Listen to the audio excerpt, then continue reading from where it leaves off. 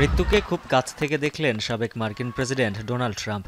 New York টাইমসের এক চিত্র সাংবাদিকের তোলা একটি ছবিতে স্পষ্ট দেখা যায় পেনসিলভানিয়ার সমাবেশে বক্তৃতা দেওয়ার সময় মাথার খুব কাছ থেকে হামলাকারীর গুলিটি কান স্পর্শ করে যায় ট্রাম্পের। সংবাদ মাধ্যম আল জাজিরার এক প্রতিবেদন বলছে, কোনো স্নাইপার রাইফেল নয়, ট্রাম্পকে হত্যা চেষ্টায় ব্যবহার করা হয় সেমি অটোমেটিক AR-15 রাইফেল। আর এই আগ্নেয়াস্ত্রটি সবচেয়ে বেশি ব্যবহার হয় মার্কিন মুল্লুকেই, যেটির ওজন প্রায় 3 কেজি। যুক্তরাষ্ট্রের 30% নাগরিকের কাছেই রয়েছে AR-15 মতো একই ধরনের অস্ত্র। সব মিলিয়ে দেশটির 24.6 মিলিয়ন মানুষ ব্যবহার করেন এই রাইফেল। যদিও California, Washington, new York, new jersey সহ আরও 5টি রাজ্যে এই আগ্নেয়াস্ত্র ব্যবহারে রয়েছে নিষেধাজ্ঞা। সেমি অটোমেটিক AR-15 রাইফেল দিয়ে প্রতি মিনিটে করা যায় 800 রাউন্ড গুলি, ঘায়েল করা যায় 800 মিটারের মধ্যে থাকা লক্ষ্যবস্তু।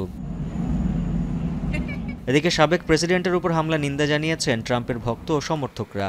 নিউ ইয়র্কের ট্রাম্প টাওয়ারের সামনে প্ল্যাকার্ড ও পতাকা হাতে ট্রাম্পের প্রতি সমর্থন জানান তারা। বলেন, এই হামলা ন্যাক্কারজনক। And try to understand and appreciate everyone's views. This could happen, and I pray for Trump. He's trying to save our country. Why it's so easy to have guns everywhere, and when we see the result of what guns can do, I'm not in favor of having guns everywhere. I think it's a terrible thing that happened. I don't think that you resolve anything with violence. And trying to assassinate the opposition is not the way to win anything.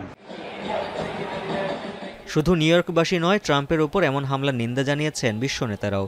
সেই সঙ্গে গুরুত্বপূর্ণ রাজনৈতিক ব্যক্তির সমাবেশে এমন ঘটনায় প্রশ্ন উঠছে মার্কিন সিক্রেট সার্ভিসের দক্ষতা নিয়েও। উজ্জ্বল হাফিজ, এখন বিশ্ব। শিয়া বাটার ও ভিটামিন ই সমৃদ্ধ lily glam beauty soap. Lily, always beautiful.